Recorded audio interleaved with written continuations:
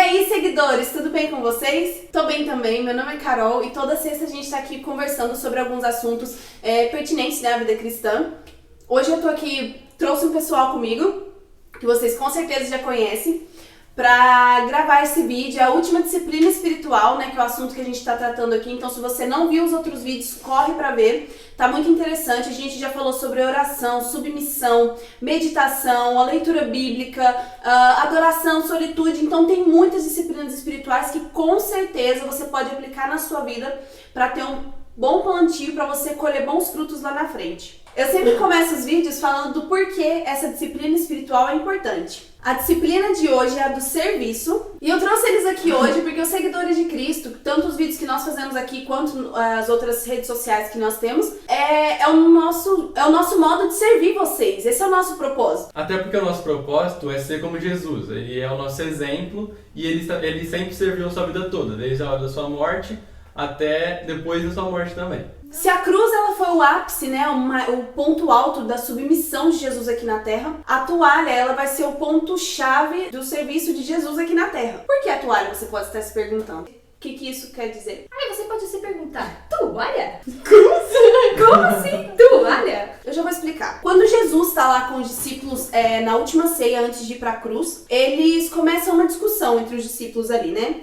Eles estão se perguntando quem seria o maior no reino de Deus. E toda vez que surge uma discussão sobre quem seria o maior, na verdade as pessoas estão interessadas em saber quem será o menor e não o maior. Porque eu até aceito não ser o primeiro, nem ser o mais importante, mas o último, aquele esquecido lá no canto, esse jamais, esse eu nunca vou ser. Até porque a gente gosta muito de aparecer. A gente sempre quer estar na frente de alguma coisa, quer que o nosso nome apareça em algum lugar.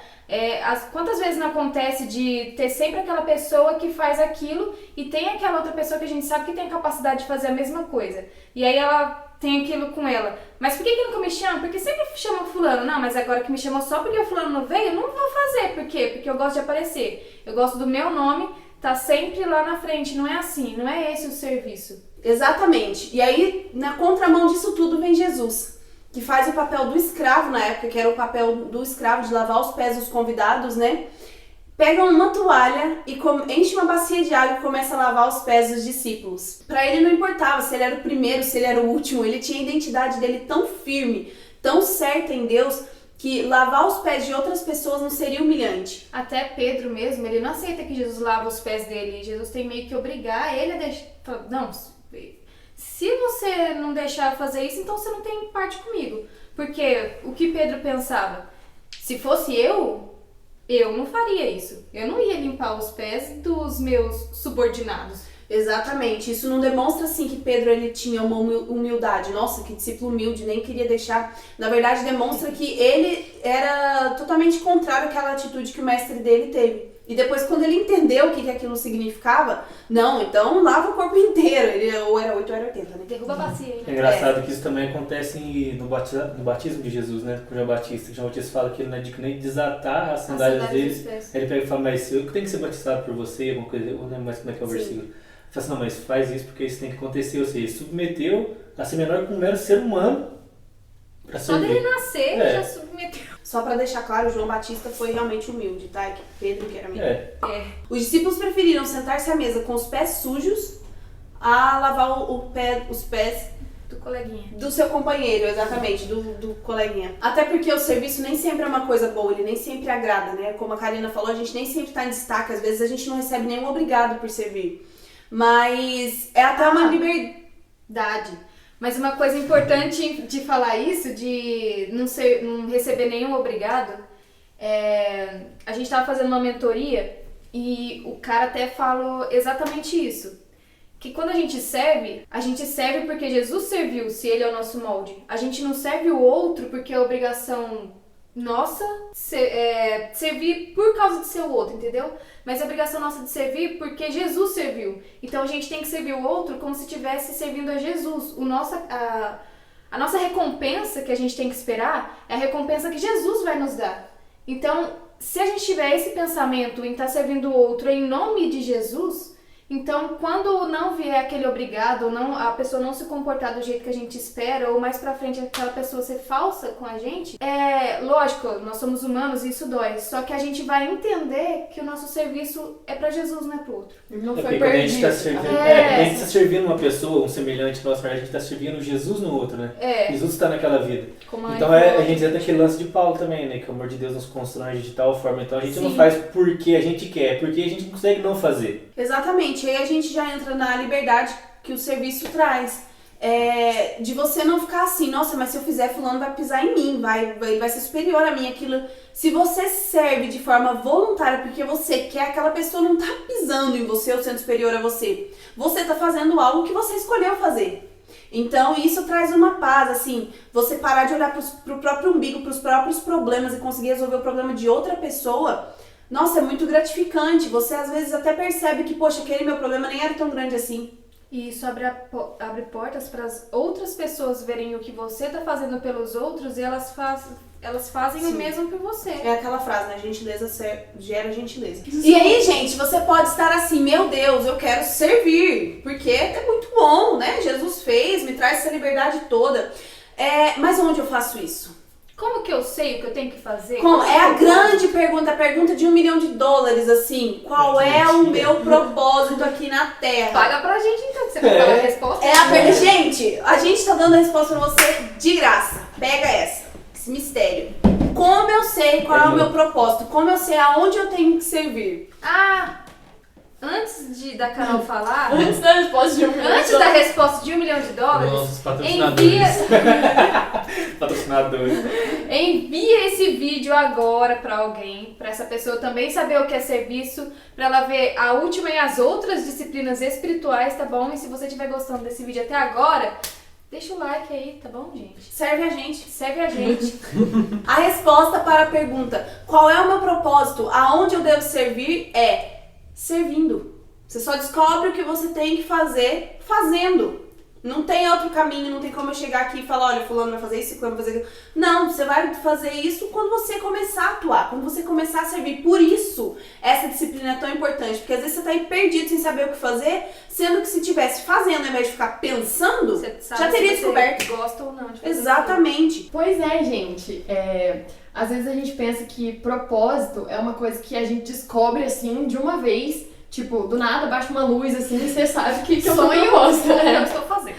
Mas não é assim, é uma coisa que é degrau a degrau, passo a passo, vixe. Eu imagino o Gabriel chegando hoje, Gabriel mensageiro, chega com a folhinha, toma seu propósito, aí abre, se vira.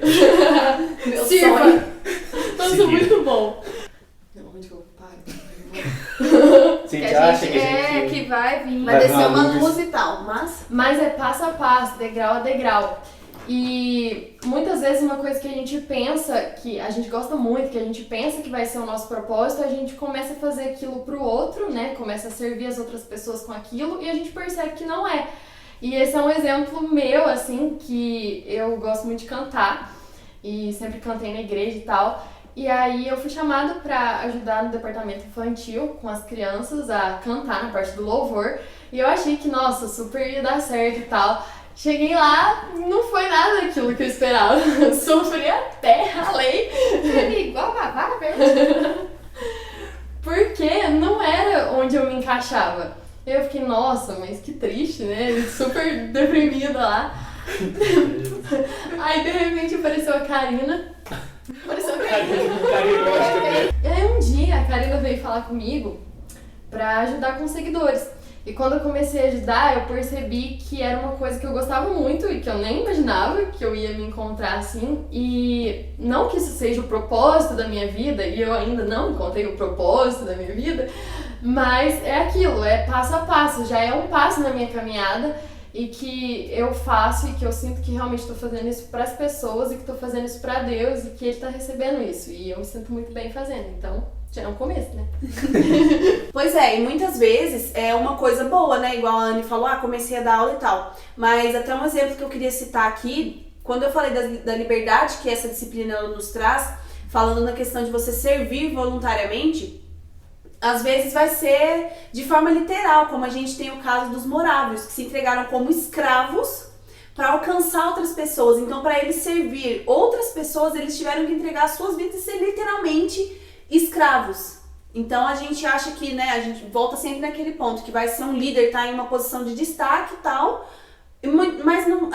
Então, toda vez a gente acha que vai ser uma coisa importante, ou que a gente vai estar numa posição de destaque, vai ser um líder e tal, e muitas vezes não, a gente vai entrar pra história por ser o menor dos menores. E outra coisa importante a falar, que você falou dos líderes, quanto maior a sua posição, mais você serve. Então, quando você é pastor de uma igreja, que é o ponto máximo ali, né? Da igreja, no caso. Da igreja, no caso, né?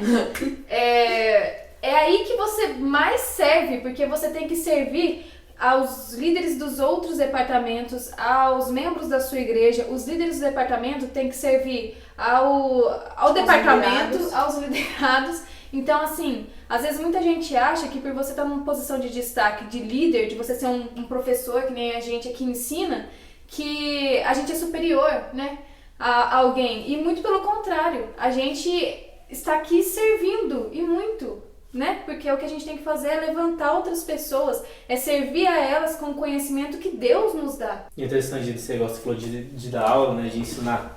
Tem gente que acha, por exemplo, que não precisa de ler porque não dá aula, não precisa de aprender porque não dá aula, não precisa de estudar porque dá aula. Mas às vezes você só não dá aula exatamente porque você não lê, porque você não aprende. Como é que você vai ensinar se você não aprende? Então, não, e o ID? É meio que... Então, tem Ai, que tem um versículo fazer, muito né? importante que eu tô querendo falar em um monte de vídeo, eu sempre esqueço. Vai, fala de novo. Não, eu vou falar. Então, peraí, eu tava assim. Tem um versículo na Bíblia, gente, Pedro, ele fala que a gente tem que estar sempre pronto a dar razão do motivo da nossa fé. Então, se você é cristão, você tem que estar pronto para defender a sua fé, a sua obrigação como cristão. E saber defender, importante. E saber defender, exatamente. Assim se prega o evangelho. Você pode procurar no livro de Atos, que é quando a igreja começou ali, estava no boom, assim, no ápice, e o que eles faziam? Eles começavam pela lei e os profetas a explicar quem era o Cristo. Como que eles sabiam, gente, da lei dos profetas? Eles liam. Eles decoravam, na verdade. Eles decoravam, sim. Simples, entendeu? Então, é um mandamento bíblico. Você, como cristão, tem que saber defender a sua fé e dar razão do motivo para você crer. A razão do motivo é repetitivo. E dar razão pelo que você crê. O mínimo que você tem que fazer, o mínimo do livro que você tem que ler é a Bíblia. O mínimo. O mínimo. Ah, mas eu não entendo a Bíblia, gente. Versão na linguagem de hoje. Tem várias versões que você pode comprar da Bíblia, que é muito... Tem até versão infantil. Exatamente. Tem versão de mangá, mó da hora. Sem gosto. Tem versão de quadrinho. Tá difícil de entender? Compra a Bíblia de criança. É. Compra a Bíblia em quadrinho. Então, Compra a Bíblia de uma versão mais fácil aí, que a gente já falou em outros vídeos de versões da Bíblia, então... Exatamente. Desculpa. Tem um vídeo aqui só de estudo bíblico, que inclusive eu dou opções de bíblias e de livros também, que você pode comprar pra ler. Não é porque a gente tem a Bíblia que a gente não pode ter outros livros pra acompanhar e nos ajudar na leitura e no entendimento da palavra. Inclusive, nisso que o Caio falou, eu acho que encaixa muito que, tipo assim, ninguém é super membro, ninguém sabe de tudo. Então, é importante que todo mundo busque, né, como eu falei no outro vídeo sobre a solitude, tipo, buscar o próprio conhecimento de Deus, conhecer Ele, ter experiências com Ele. E depois, quando se encontrar, compartilhar aquilo com o seu irmão, né, servir, compartilhando aquilo que você aprendeu no seu momento de solitude. É até um treino para quando você chegar para uma pessoa que não é o seu irmão de igreja, não é um membro da igreja, você saber falar Sim, aquilo. Porque muito você já importante. falou para alguém, então já tá desenvolto ali no negócio, já sabe falar. Pra ajudar vocês, gente, nós temos o caminho das pedras aqui, tá? Não faço ideia, nunca servi na minha vida, não sei nem por onde começar. Tô aqui pra te ajudar, né, querido? Ó, tem um livro que se chama Uma Vida com Propósito. Ele traz um capítulo, né, alguns capítulos, na verdade, só sobre serviço. Ele apresentou uma palavrinha muito importante, que é a forma, ou forma, se você preferir. Essas siglas, elas vão juntar várias coisas. Então, a primeira parte dessa sigla é a formação espiritual. O que é essa formação espiritual? São os dons espirituais que são dados por quem? Pelo Espírito Santo. E ele dá a cada um como ele quer, mas nem você pode buscar esses dons. É muito importante. Você deve buscar esses dons. É muito importante que você busque. Né? A gente está aprendendo agora na aula dos seguidores sobre o Espírito Santo. Então, vá, aprenda sobre o Espírito Santo e busque os dons para você saber. Para que Deus quer me usar? Os dons não são pra gente, é pra edificar a igreja. Então você vai usar os seus dons pra servir. A segunda parte são as opções do coração. Então as opções do coração, elas são aquelas coisas que fazem teu coração bater, que te fazem feliz. O teu chamado provavelmente vai estar ligado com aquilo. Às vezes não literalmente aquilo, né? Igual a Anne citou o exemplo dela. Gostava muito de cantar. Foi cantar com as crianças, não deu certo. Mas ela descobriu uma outra paixão. Como? Ela meteu a cara, sabe? Às vezes você vai precisar fazer isso. Sair da tua zona de conforto é muito importante, porque se você continuar fazendo sempre a mesma coisa, você nunca vai descobrir se tem outras áreas da sua vida que você gosta. E o teu chamado pode estar ligado a uma dessas áreas. Então é importante sempre ajudar quando precisar, tipo, na igreja, o corpo de Cristo sempre precisa em alguma área. Tipo, precisa pra fazer um teatro, precisa pra ajudar a decorar a igreja. Sim, até nas áreas que a gente acha falta na igreja, se você acha que tá faltando alguma coisa na igreja, vai e faça isso que tá faltando. Um dia eu ouvi uma frase que era assim: se você encontrou o problema é porque Deus tá te chamando pra solucionar. Então se tem algo na igreja que tá errado, meu filho, chamado pra você. De reclamar com o irmão, vai, faça e resolva o problema. Receba. Ok. Terceira parte são os recursos pessoais. Os recursos pessoais são os talentos naturais porque você nasceu. Tem gente que já nasce falando, então provavelmente o seu chamado vai ser ligado a isso. Tem gente que já nasce super bem nos esportes. Olá, mundo. E aí mesmo. Tem gente que já nasce assim, desde criança, dá super bem nos esportes, então talvez seu chamado vai estar pra isso.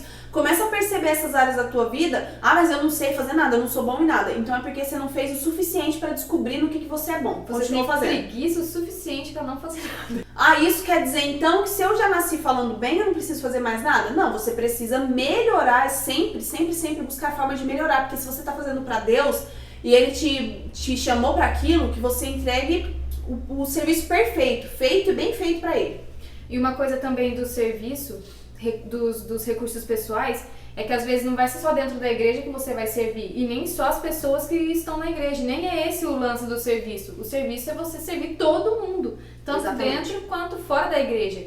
Para as pessoas verem a diferença do povo de Deus, como ele serve, né? Na verdade, na história, muitas vezes o povo de Deus foi reconhecido pela forma de servir. Em epidemias, em pestes, em catástrofes naturais, o povo de Deus estava ali para servir.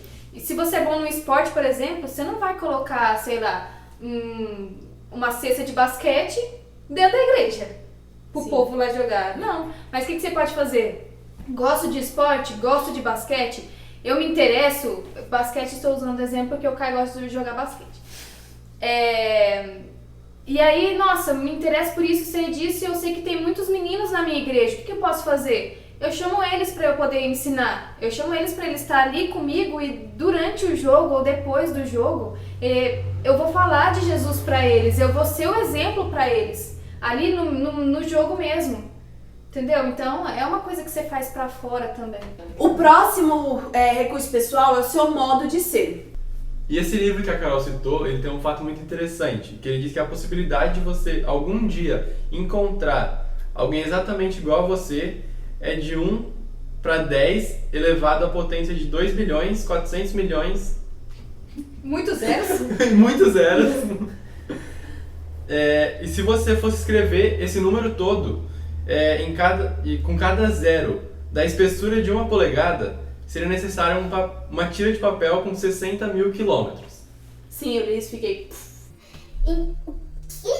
Ficou desse jeito aí. Então, aí ela ficou assim. O que isso quer dizer, gente? Quer dizer que não existe ninguém no mundo igual a você. Só você tem o seu jeito de fazer as coisas. Por mais que eu falo bem, a Anne fala bem, a Karina fala bem, mas cada uma vai fazer isso de um jeito. Cada um tem o seu jeito de fazer, né? Até mesmo nos seguidores, quem acompanha a gente desde o começo, que aí vê a diferença de como a gente faz os vídeos, que era a Anne e o Eduardo, eu e o Caio, a Carol entrou agora pra fazer. Todos nós fazemos a mesma coisa. Vídeos com conteúdos, e cada um faz de um jeito. Então cada um vai ter uma linguagem de se expressar. Tem gente que vai se identificar comigo e com o Caio, com o jeito que a gente fala, ou vai se identificar com o Eduardo, com a Anne, com a Carol. Então é assim, mesmo que você faça o que alguém está fazendo, você vai fazer do seu jeito, com a sua linguagem, porque você é único, você não vai conseguir fazer igual a ninguém vai conseguir fazer igual a você. Pois é, e cada pessoa alcança um público, né? por mais que tenham canais grandes que alcançam alguns públicos e tal, você pode alcançar públicos diferentes, porque cada um tem seu jeito e alcança um público. Seus amigos, por exemplo, você não precisa de fazer um canal no YouTube, mas as pessoas que te cercam, é só você que vai alcançar. Exatamente. A última parte dessa forma são as áreas de experiência. E o que são essas áreas de experiência? São aquilo que você já fez, situações que você viveu ou passou. Então aqui tem algumas experiências com algumas perguntas que você pode fazer para você mesmo, para descobrir com o que elas se relacionam com o teu propósito. A primeira são as experiências familiares, que é o que você aprendeu sendo criado por sua família. Qual que é o diferencial que a família traz para você? Experiências educacionais, quais eram as suas matérias favoritas ou quais são as suas matérias favoritas na escola? As vocacionais, em quais empregos você foi mais eficiente ou que você mais gostou de trabalhar? Não só emprego, às vezes atividade em casa, na igreja, em qualquer lugar que você conseguiu servir. As experiências espirituais, qual foi a sua época mais significativa com Deus? As do ministério, como você serviu a Deus no passado ou como você está servindo hoje que você se identifica com aquilo? As experiências árduas, com quais problemas ou mágoas, provações que você passou, que você mais aprendeu? São todas perguntas que você pode responder e ver o que elas trouxeram para a tua vida e como é que você pode usar isso para servir outras pessoas. A gente vai deixar essas perguntas, inclusive, essa sigla na rede social vizinha para vocês darem uma olhada, saber o que é o que, poder salvar para vocês terem sempre à mão também, né? E olhar lá para não esquecer de nenhuma pergunta, nenhuma parte da sua vida que você pode servir ou ajudar alguém. Às vezes alguma coisa que você acha que não, mas pode ser usada. Você pode se surpreender. Exatamente. Isso aí, gente. E uma outra coisa muito importante para você ter em mente também é que nós, como cristãos, o nosso foco não é aqui, é a eternidade. Se você tá pensando que a eternidade você vai lá ficar jogando videogame o dia inteiro sem fazer nada, não é bem assim. Em 2 Timóteo 2,12, a Bíblia fala que nós vamos reinar com Cristo. E se nós vamos reinar com Cristo, é no reino dele. Então, a eternidade nós vamos passar servindo a Deus de alguma forma. Começa a praticar aqui já, porque se você não consegue fazer isso num tempo ínfimo, muito pequeno que a gente tem aqui na Terra, na eternidade você não vai conseguir também. Então, gente, que a sua oração, que a minha oração hoje possa ser: Senhor, me envia alguém com que eu possa servir. E que você saia de casa pensando nisso. Quem eu posso servir hoje? Exatamente. Dentro das disciplinas espirituais, que são 12, também tem a confissão. A gente não vai entrar muito em detalhes dela aqui, mas a confissão é basicamente quando você confessa os seus pecados pro seu irmão, né? Pra ele estar te ajudando de alguma forma. E é isso aí. Enfim, esse irmão que vai estar te ajudando e te ouvindo, ele vai estar servindo. Olha só, que bacana. E esse foi o vídeo de hoje, espero que vocês tenham gostado. Se vocês gostaram, lembre de compartilhar com as outras pessoas, com seus amigos, no grupo da família. Se vocês gostaram, também deixa o like, comenta caso vocês tenham alguma dúvida aqui. E é isso. Tchau, pessoal.